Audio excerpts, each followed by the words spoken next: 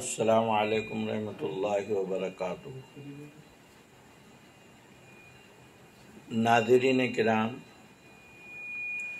اللہ تبارک و تعالی جل شانہ کا احسان ہے کہ اس نے ہمیں حضور نبی کریم صلی اللہ علیہ وسلم کی امت بابرکت میں پیدا فرمایا اور ہمیں اس کا فخر عطا فرمایا۔ ناظرین، اللہ تبارک و تعالی پر آپ اور ہم ایمان لائے ہیں۔ لا الہ الا اللہ محمد الرسول اللہ۔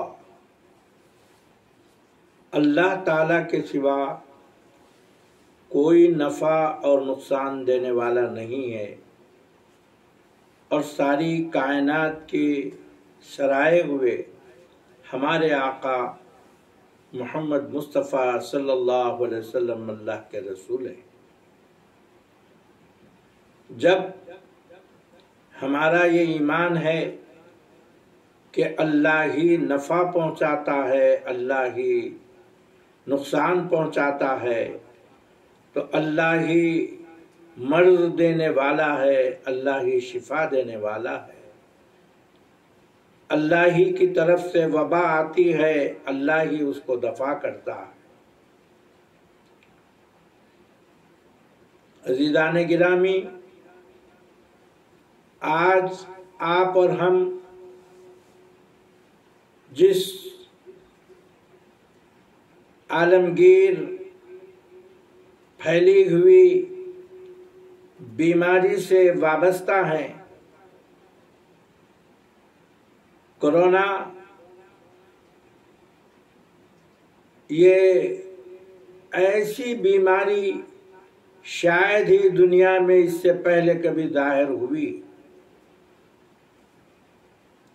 حضرت نوح علیہ الصلاۃ والتسلیم کے طوفان کے بعد ساری انسانیت ختم ہو گئی، چندے لوگ باقی رہے تھے، اور اس کے بعد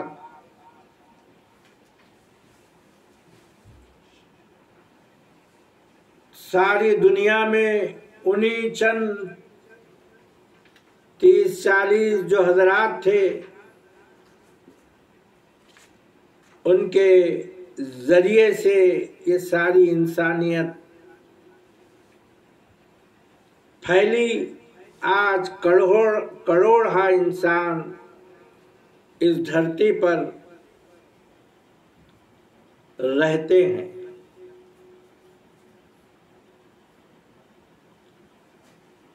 مختلف موقعوں پر مختلف بیماریاں ظاہر ہوئی، مختلف انداز سے بلائیں آئیں، لیکن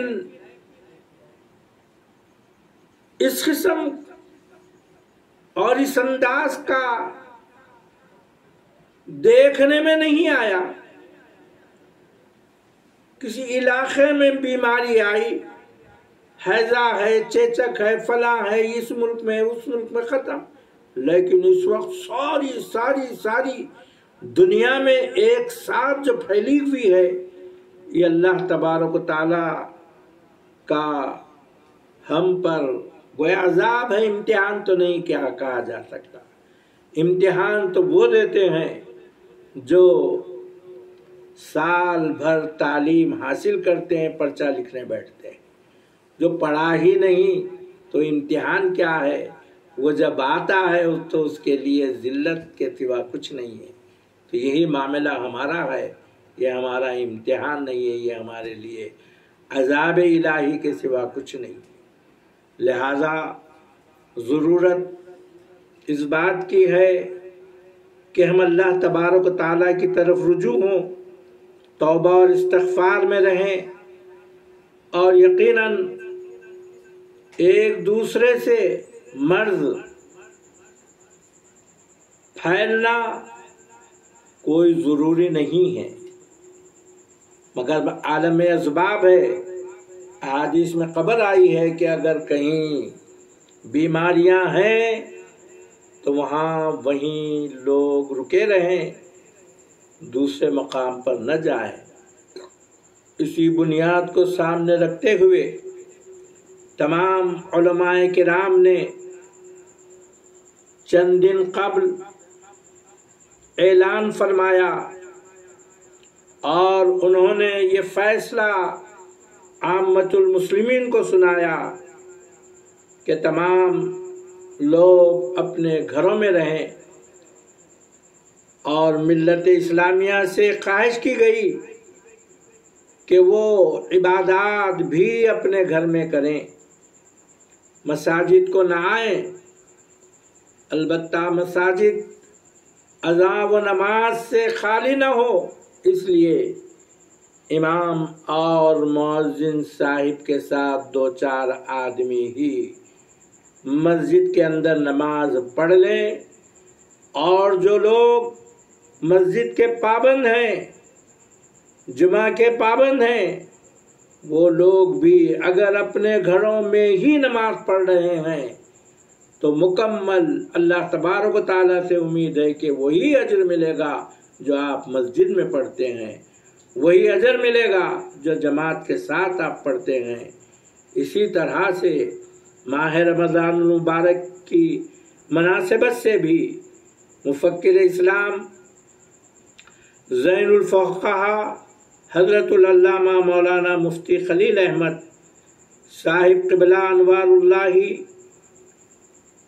مدد اللہ العالی، شیخ الجامعہ جامع نظامیہ حیدرآباد انڈیا نے بھی ہندوستان کی عوام سے اپیل کی اور برادران اسلام سے بھی اس بات کی خواہش کی کہ رمضان المبارکہ میں اپنے عبادات کو انفرادی حیثیت سے ادا کریں، اس میں اجتماعیت سے بچیں، نماز، جمعہ، افطار اور تراویح کا اہتمام اپنے گھروں میں ہی کر لیا کریں، مساجد میں آنے اور جمع ہونے کی زحمت نہ کریں، اس لیے کہ خود کی جان کی حفاظت بھی ضروری ہے اور دوسروں کی جان کی حفاظت بھی ضروری ہے۔